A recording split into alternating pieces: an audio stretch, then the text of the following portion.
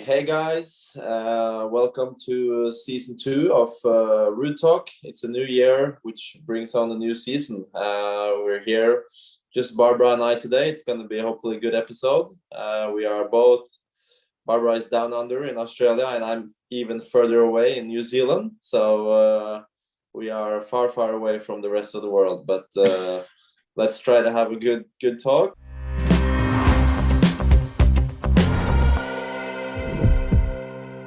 Barbara, what's on your schedule or on your mind today?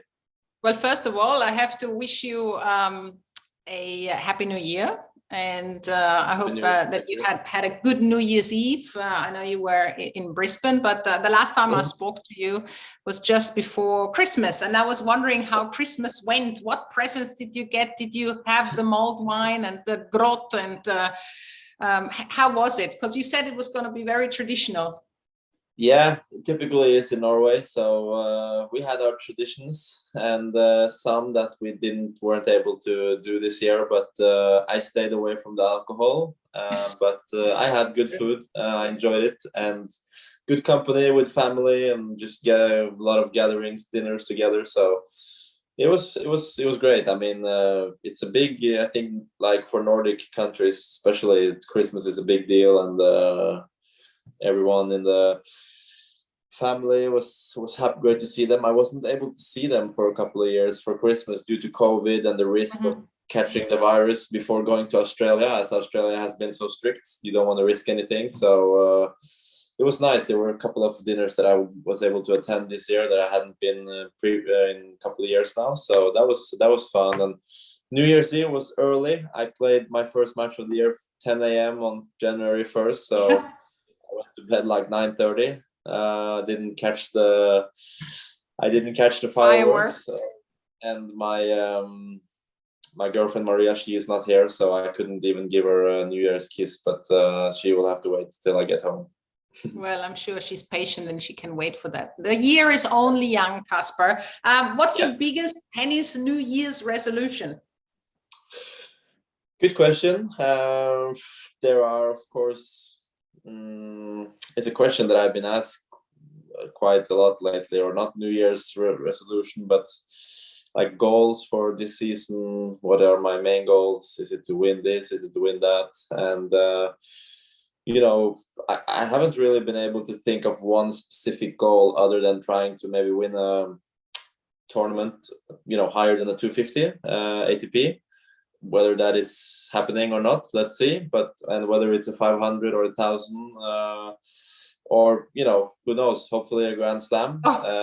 Grand Slam. I mean, I can't believe that's not one of your New Year's resolutions. That's not on the agenda. I mean, that's the thing. I don't want to expect myself to win a Grand Slam. You cannot do that in tennis, and I cannot honestly expect myself to play 2 finals this year as well either. That doesn't come very often. That doesn't happen very often. So this last year was a little bit of a breakout and some great experiences for me, and let's see what happens this year. But to stay top 5, top 10 in the world is tough enough as it is. So that's my main goal. That's my main focus. And if I'm able to do so, I might be in the mix of winning bigger tournaments. Who knows? But I'm just going to try my best. And we're starting here in Down Under, and it's a new season, fresh start, and I just look forward to getting the year on, and hope I have a good one. It's going to be challenging. There's a lot at stake. There's a lot for me to try to defend from last year, but I am up for the challenge, and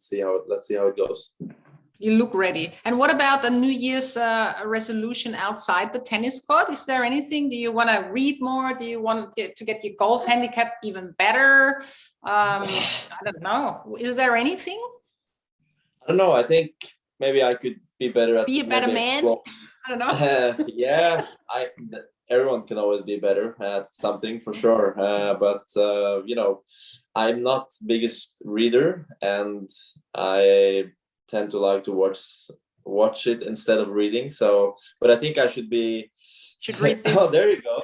That's a good read. That's you need to bring that to Melbourne, and I will give it a try. But I think that when I'm watching stuff, when I'm traveling, I typically tend to watch movies over series, and I have my certain favorite movies that I would just rewatch over and over again. I'm that kind of guy that loves watching the good stuff over and over again. Well, there are a couple I love like movie sagas that has like more than just one movie. So, you know, in honor of New Zealand and its great nature, I've been watching The Hobbit and The Lord of the Rings for like the 4th time this year, or well, including last year. And it's just as great as the first time. So, you know, I'm that kind of guy who just like loves rewatching stuff, and even like the Marvel, what can I say, saga, all the Marvel movies. I love the storyline and everything. So, but I think I should be better at maybe watching some documentaries every now and then and try to learn something other than just, you know, watching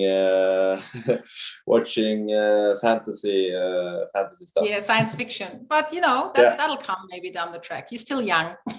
And that could be next year's New Year's resolution. So you don't have to do it all at once.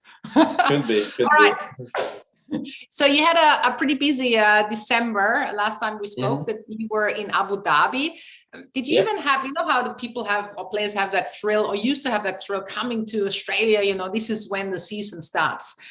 Is that something you've had as well? Because you played a fair bit actually in December as well. Yeah, for sure. Even though I thought I was going to be more tired than I feel coming into Australia. In Brisbane, I felt fine. I felt great, actually. Like being there, visiting or a new city for the first time, and you know, it's such a long flight down to Australia. So, sort of, when you board the plane in Norway, for me, in my case, it's like. You need to prepare for a long flight first of all, but it's like a refreshing feeling in a way, because you know that when the trip is over, you're completely not a new place but a different place on the other side of Earth. And you know, as I've been able to go for years now down to Australia, it's like a routine that whenever you get there, it's like you get flashbacks of how it was the earlier years and how you were so excited. So it just brings back good memories. And my sort of mentality at the same time is that this Australia trip is like a little bit of a last trip of, what should I say, a long year before I take a little bit of a longer break. But I feel ready, I feel refreshed, recharged, and love being down here. I mean, the summertime and, you know, the friendly people. Yeah, friendly people, summertime, beautiful nature, good food, and it's great. I mean, it's the reason why, you know, all the players love coming down here, and I'm one of them.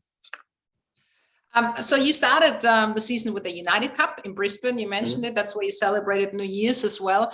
How was that for you playing in this team environment? And this time it was not just with men; it was with women as well. Yeah, I enjoy playing in teams. It's not often that you get to play in teams. That was my experience. Like growing up playing tennis, I would always play like, you know, normal tournaments, and then as the years have passed, you know, the last 4, 5, 6 years, more and more team competitions have been introduced to tennis. Davis Cup was, you know, the traditional one, or Billie Jean Cup for the women. And, you know, you have Labour Cup now, which is a really, really cool event to be part of and get to play. And there was ATP Cup in the beginning of the year that has now turned to United Cup. So it seems like tennis are sort of moving along in a way where team competitions can be exciting to be playing and watching for fans. So, but yeah, I mean, for Norway, did you like it, the competition, or did you like the format? Yeah, or it was fun for Norway to bring a big group of players and get a new experience for some of the women, especially playing against top-ranked players, watching players like Iga or Belinda up close and seeing what they're doing well. That, you know, they typically won't see Iga and Belinda practicing in Oslo anytime soon. So it was a great opportunity for them to see, you know, great women players. But the format is, I think Rafa said it pretty well a couple of days ago, where, you know, when it's a group of 3, I think the losing team should play the team that hasn't won or hasn't played yet. Sorry, the losing team of the first match, because it will make it more interesting if the winning team plays the team that hasn't played it and they beat those, it doesn't really matter what how the last match goes. So to keep it interesting, there might be some changes, but it was fun. Like, it was great to see how big players came together and fought together, played alongside each other. Team USA winning it all. They have star lineup. Poland as well with Hubie and Iga, and for Greece, it's great. They have two great stars. So I mean, for some countries it's more of an advantage. For other countries, it might be tougher. But it's was fun to be part of it. And how happy were you with your level of tennis? Obviously, you played against a few big ones. You lost against Matteo Berrettini. That was a rough one. How happy? Where are you at the moment after playing that United Cup? I think I had a good first match to start the year. I won my first match. I played pretty solid. There will always be things you can point out that needs to improve. But Matteo just overpowered me really. He played really well. I have been able to beat him the last couple of times, and by being very, very solid, not doing too many mistakes.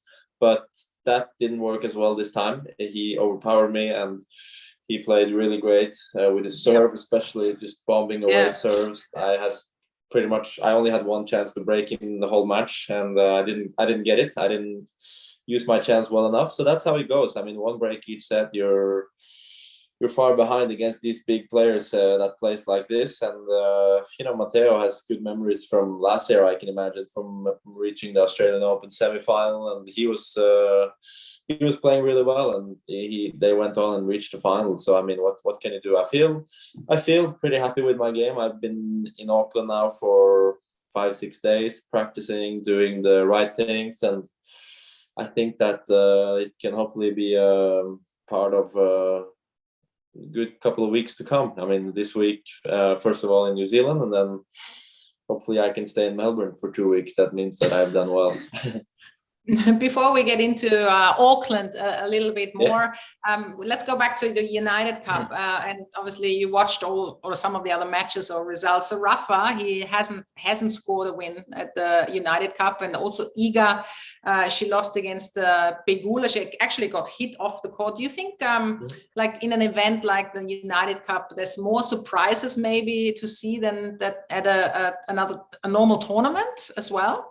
Pegula played well. I think she went undefeated during the tournament, if I'm not mistaken. And for some people, it brings out the best of them playing team competition. For some, it doesn't. I mean, some tennis is obviously a lonely sport. You're typically by yourself. So it might be a big change for someone to play in a team and have the responsibility to play for the team in a way and lose or win for the team. So for some, that's tougher than others. But so that could lead to some surprises. But, I've seen people, talk about Rafa like they've always been saying, it's over, he's done now, blah, blah, blah, and so on. But honestly, he lost to two great players on hard court. I mean, Nori has had one of the better climbs I've witnessed in the last 2, 3, 4 years on the rankings. He's improving all the time. Demon in Australia, we all know that brings out the best of him, and playing in teams competition, he's like what should I say, like a bunny jumping around on the court and chasing down everything. So he played a couple of good matches, I think 3 sets with both of them. So I mean, what can you say? It's not maybe the start he was hoping for, but I'm sure that he's feeling fine, getting ready for Australia. Obviously, he's a defending champion, and he will have days in advance to prepare and try to find his form. But that's I guess my take from the United Cup, and especially the group in Sydney. I wasn't able to watch too much from Perth because it was a different time zone, but Sydney I was watching a little closer. Did you watch Iga at all in Brisbane play? Yes, I did, not live, but on TV, and they were around. I practiced with Hubie one time in Brisbane, so yeah, they were. What impresses you when you watch Iga play?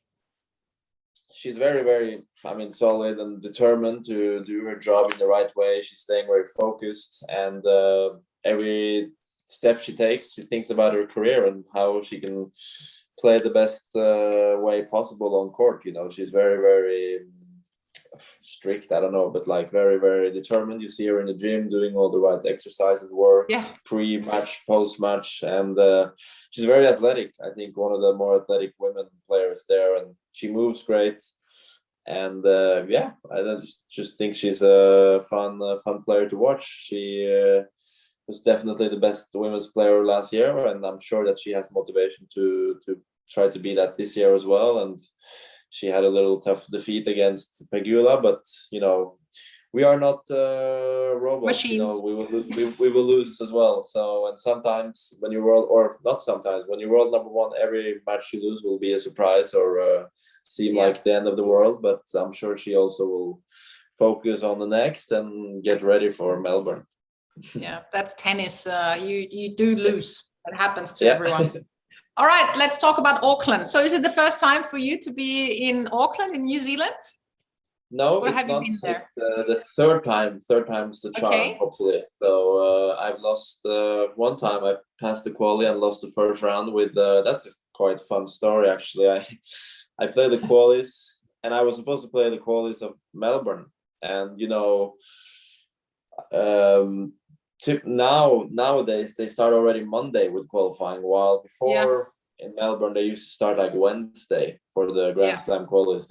You started a little bit later, a couple of years back. So I passed the quali in Auckland, and I had actually never made a main draw in the Grand Slam at that time. I think this was 2018. So I was kind of like, the mindset was like, you know, I would love to play Australia and the qualis, but you know, if I do well in Auckland, that's not the end of the world either. I wasn't in the position where I am now, where you know, we sort of focus in on the bigger tournaments like Grand Slams, because, you know, any match I would win on the ATP Tour was like a big win, and getting a lot of points, that was important for me in my ranking. So that was the mindset going there. And then I won my first round qualis, and then second round qualis, I played Tennis Sangren. I ended up winning like 6-7, 7-6, 6-4, like one break point the whole match, and I was able to clinch it. So I make the main draw, and I play on Tuesday against, I believe it was Robin Haase. Yeah. And qualis starts tomorrow in Melbourne. So I play at like 4 or 5 p.m. in Auckland. And I play really well. I win the first set, and it's tiebreak in the second set with Robin Haase. And I have a match point.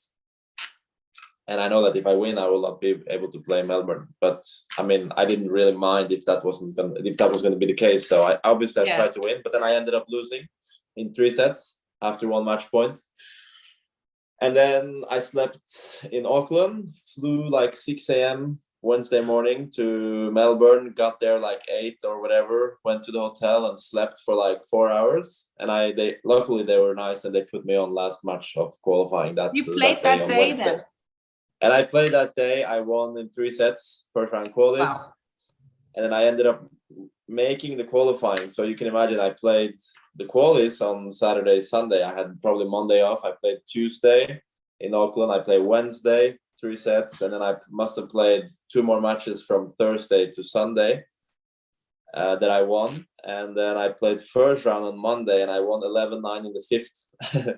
I made my first round main draw in the Grand Slam, which was great, and then I was able to win my first round there, 11-9 in the 5th, after like 4.5 hours with the Quentin Haylis. The French guy.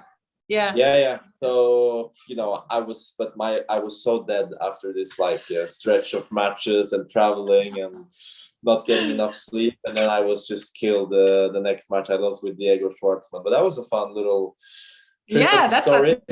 Nice anecdote, and a good thing that you probably didn't convert that match point as well, right? Yeah.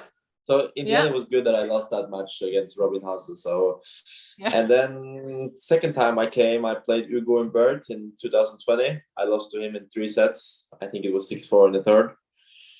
And then I lost my first round in Auckland. I think Hugo, he went on to win the tournament actually. So I gave him a little confidence boost after the third round.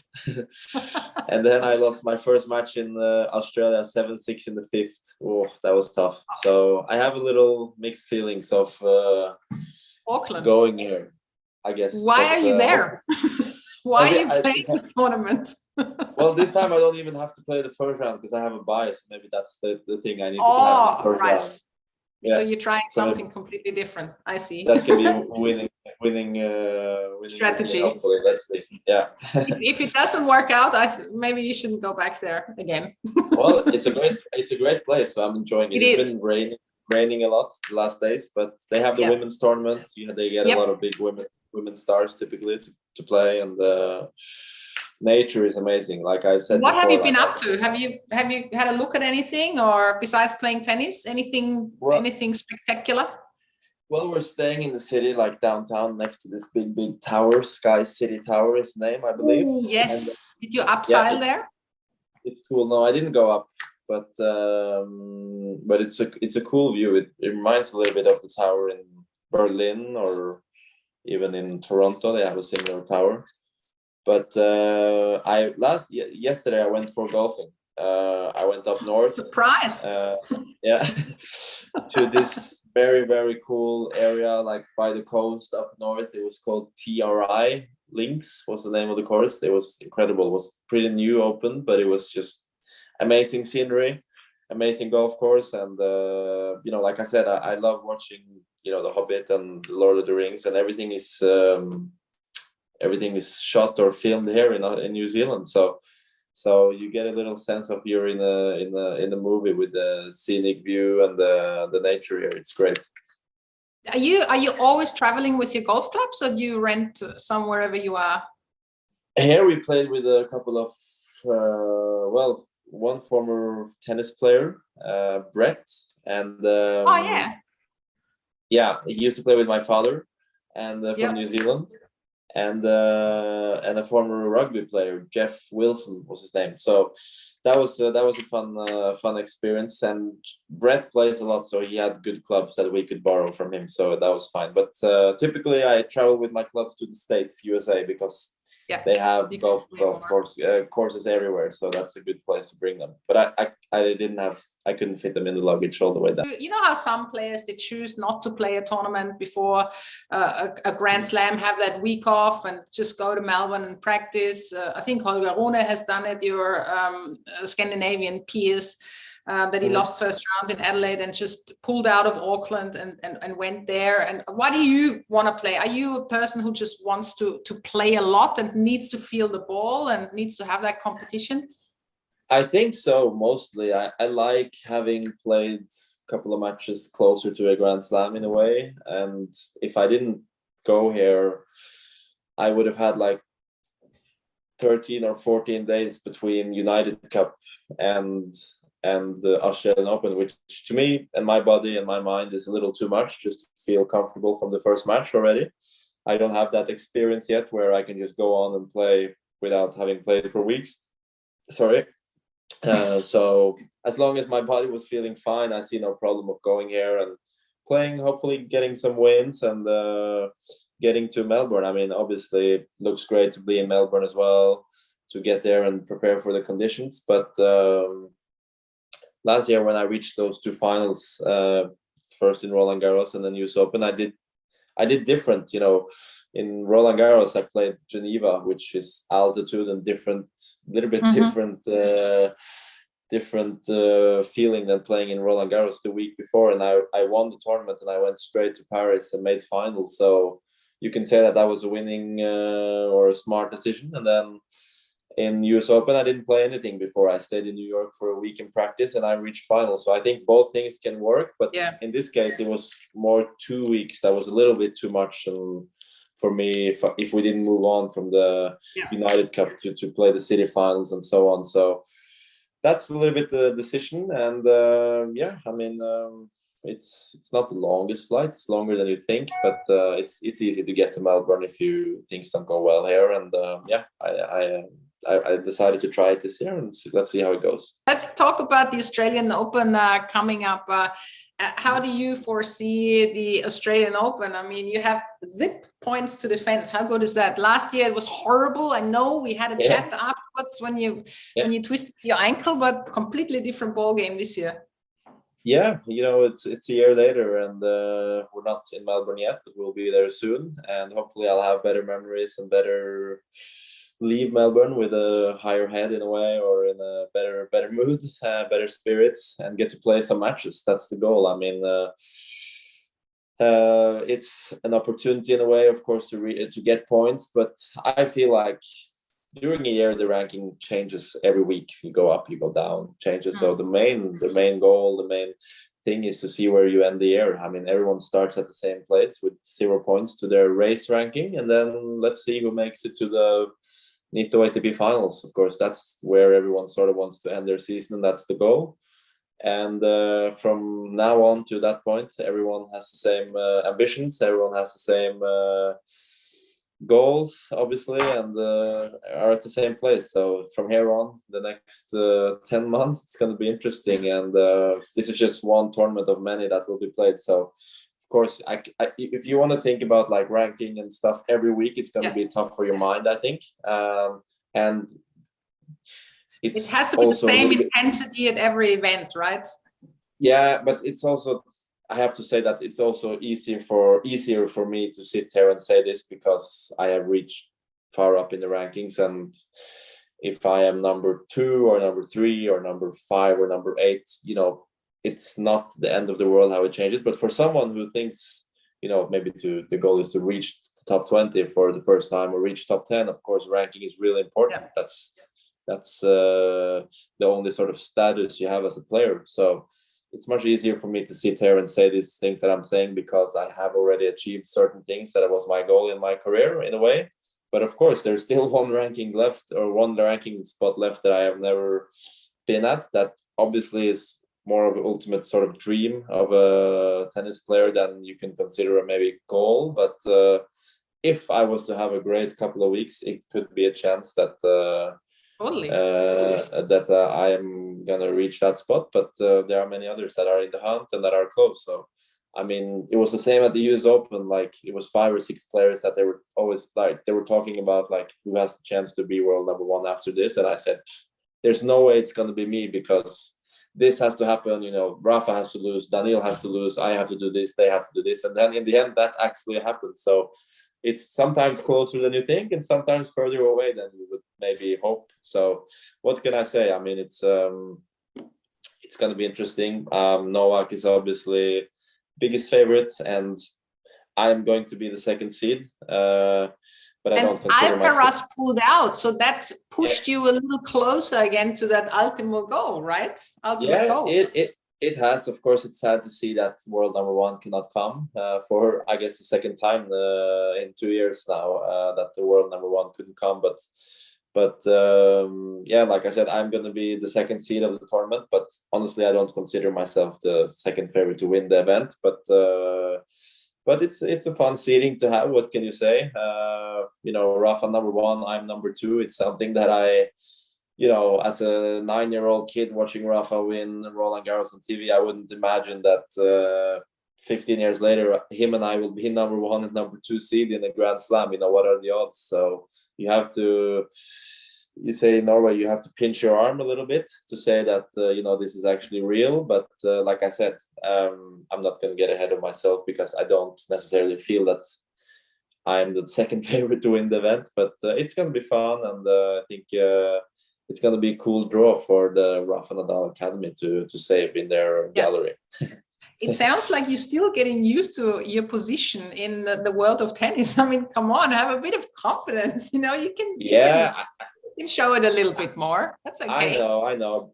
But I know also how fast things can change. So, I mean, I'm trying to enjoy every moment, but I also know that you have to stay humble, down to earth. And that's what those 3 guys have been doing so well. They never took off. They never got ahead of themselves, and they kept the motivation there, the goals there, and always wanting more. So that's something that I have tried to learn from the big 3. And I think always also it's worth to mention Andy, even though he doesn't have the same amount of Grand Slams, he's still a big player, big legend in my eyes, and he's always done the right work. And he's been more unfortunate with injuries, but he's always a guy that you should speak highly of.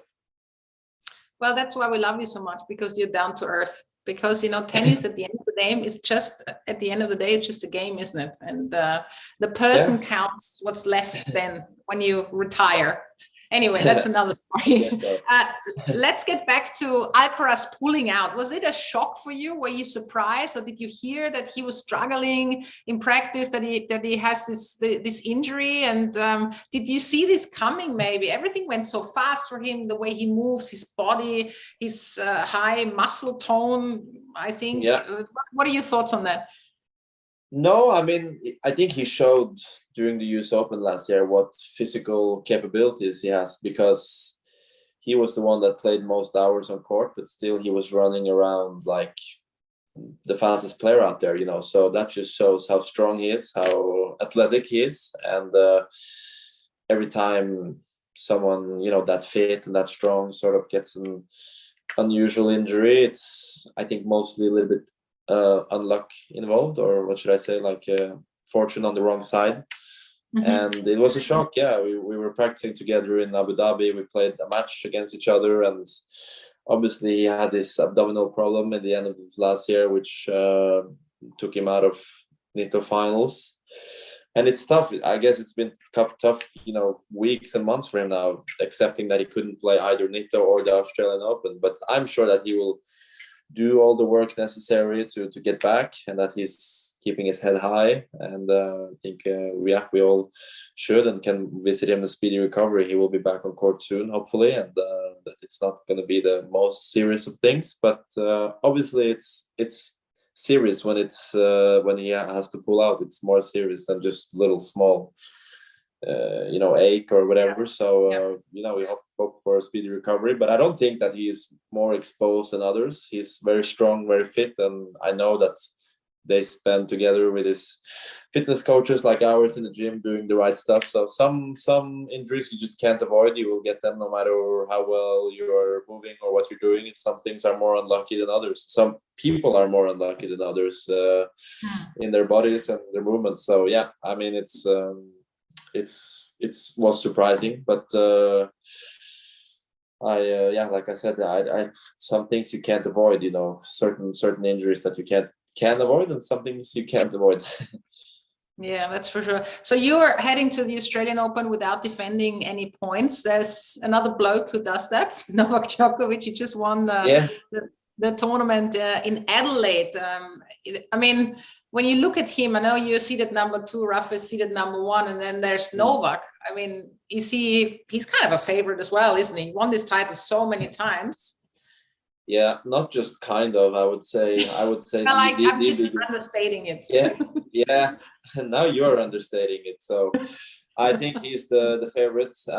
He showed, yesterday in the final of Adelaide, what capabilities he has to play well when it matters and come back when it matters the most. So, not that maybe a 250 event is the biggest, most important title in his life, but he's still there. He fights till the last point and he wins it. So just shows that he's motivated for a good trip down here, down under, and coming into Australian Open. I'm sure that he will seek some kind of revenge for not being able to play last year. And is he going for the 10th or is it the 9th he's going for? Do you know? I think he's going for the 10th. Yeah, or the La 9th? Decima. I'm confused now. I think it's the 10th. The 10th, yes. The 10th, yeah. So it's unbelievable, isn't it?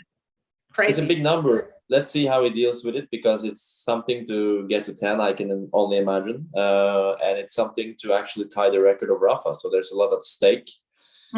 He's not been the guy known for, choking, to put it this way, or that he lets these things get into his head. But I think it's a different situation, chasing a record and actually setting and tying a record. That could be different. So he is the favorite, but there are other players that have potential to beat him, to win.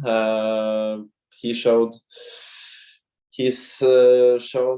himself to be somewhat unhuman down under lately in the last years. But at the end of last year, he did lose a couple matches. In Labour Cup, he lost to Felix, and in Bercy, he lost to Holger. So he's human as well, like we talked about earlier. We're not all robots, but at times he is the closest that you can get to a robot, I think. So let's see if the younger generation can try to push him a little bit this year, because that's would be motivating for the younger guys to see if you can deal with Novak and play well with him in Australia. It means that you're doing something right. And that's exactly what he wants to avoid. He said, okay, young generation, you stay where you are. It's still us. It's still Rafa and myself. It's pretty funny. Yeah. Hey, he won his 92nd title. And he, even now with Rafa, how many titles did you win so far? Yeah, I won 9. And do you think you're going to get to 92 one day? What do you think? Where are you going to go? Where are you going to get realistically? The goal is to get to double digits, so I think I hope that can happen. You got that covered. Come on. No, you can't say that for sure, but I will try. But I think well, if I'm at 9, that will leave me. I will need to win 83 more, at least. Well, let's say I have like 12 more years or whatever. Yeah, I don't see myself winning 92. I do the math now quickly. I think I'll have to win like 7-8 tournaments or so every year for the next like 12 years. I'll give it a try, but I don't think that's very realistic. But double digits, maybe over 20 would be like great. I would be very happy with that. Like, who knows? I mean, it's not easy to put a number on this. I don't really have a number in mind, but double digits is a good thing. You can brag about it for a long time after your career. Yeah, well, double digits is good because it could be 10, it could be 92. So I think I think that's good. That's a good answer. Let's hope that, you know, Rafa and Novak stays at double digits. So, and I get to double digits, so I can say that I have the same. Yeah, they could actually. Them, yeah. Yeah, they could get to more 3 digits. Oh my God, imagine that. Yeah, Roger is at 3 digits. I think he's at 103 maybe. So he got there. That's incredible stat. Like, it would be fun if all of them got to triple actually, but. My goal is double. It's not triple. Okay, yeah. Well, one goal at the time. Did you watch any of Novak's final in Adelaide at all, or not? Not too much. They didn't show it here on TV, and I didn't find it on the TV channels. But I did watch a couple of like points highlights. So not too much, but you know, the result speaks for themselves. He won. He was pushed quite well, I think, from the first to the last match. He lost match point, obviously, last year. Yeah, not last year, but yesterday. There was one moment where he lost the first set, and then he was not happy. I think he sent the brother out and said, "Okay, can you just leave?" Is that something, I mean, you could ever do, you know, to one of your family members, just to go like, leave the court? I mean, we've seen it with some other players in the past already, that I think you're pretty calm, and you're pretty controlled with your emotions as well. I mean, I don't know how it looks in the inside, but of you, but I don't see you doing something like that.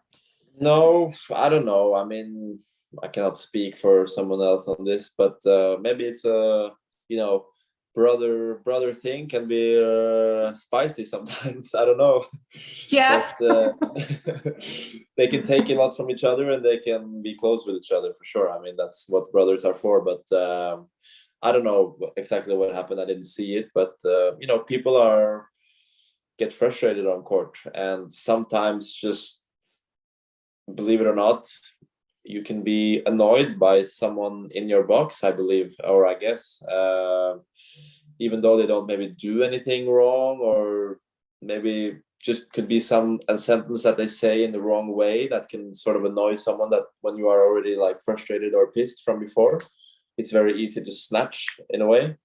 Yeah, and it's always the loved ones who cope it, right? It's always the people that you love the most. It's always the loved and the closest ones that will get it, because in a way, you know, they will be able to manage or take it. Obviously, it's like not the ideal thing to kick someone out, but I guess also, you know, it's to someone you know that is close to you and can deal with it. But I don't know. I can't speak for this. That's not something I. You haven't seen it, so yeah. Yeah, no. When you get to Melbourne, and I'm not talking about tennis, what are you looking forward to the most there? Do you have like a special restaurant where you go to, or golf courses, for example, or where do you like hanging out when you're off site? Yeah, that's a good question. I love Melbourne because if you're staying central, I think everyone sort of navigates out of the Crown Hotel in Melbourne. It's like a big like hangout. You have restaurants, you have the casino. It's busy, and that's 8 to 10 minutes away from the Melbourne Park. So it's just so great compared to the other places where, unless if you stay in Wimbledon, of course, it's going to be closed. But New York. No, is but you haven't stayed close in Wimbledon. No. I mean, that's another story. But remember, have you booked a house finally? I have in the juniors. The prize money in the juniors is so great, so I could afford it back then. No, I'm just kidding. That's another Ruud talk about the Wimbledon house. Let's stay in Melbourne. Yeah, and I typically stay at the Crown or close to the Crown. Crown have a couple of different hotels, so I know a lot of players, they love going to Nobu. It's like a little thing among the players. Good food. Yeah. They have it in many other cities, so you pretty much know what you're getting. It's good quality. My favorite restaurant. Yeah, there you go. Yes, yeah. love it. And I think you're not the only one of the tennis clan that loves it. If you want to see a tennis player in Melbourne, that's the place to go. Just sit in the bar and you'll see like tens of players, stumbling in every evening. But so I guess I'm part of the group that goes there, not every day, but not far away from every day either. Have you tried I'm sure you've tried the rock shrimp tempura, the one with the creamy sauce? Yeah. So I'm actually a big fan of Asian food. So and not just sushi, like warm food. I love the flavors, and one of my favorites is pad thai. It's more like Thai food. But anytime, if I find a good pad thai, I don't need anything else, honestly. I love it. And they don't have that at Nobu, but they have it in a neighbor restaurant of Nobu, just beside. So it's either that one or Nobu, pretty much. And they have an Italian as well, if that's what you're feeling. So it's many things to do there. You walk along, and if you are in the mood, you can go and aim for red or black at the casino, on the way back to your room. That. Thank you so much for taking the time. That was fun. The first episode of 2023 is done. It's a wrap. Thank you, Barbara. Thanks for the episode, and thanks for everyone who were listening. I know it was longer than we said as usual, but the talk is going well. So hope you will get ready for the Australian Open, watching from wherever you are, and hope you tune into the next episode number 2. So bye for now, and see you in Melbourne, Barbara. Yes, sounds great.